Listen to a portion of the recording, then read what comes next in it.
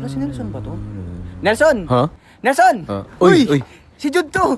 Classmate mo ng grade 1. Ha? Jude? Oo, si Hindi ko Jude. maalala. Di ba ikaw si Nelson? Ano apelido ko? Nelson tatlong utong. Pasensya ka na, pre. Hindi talaga kita maalala eh. Ha? Oo, pre, hindi kita Di ba maalala. sa akin ka pa nga nang hihiram ng ng lapis?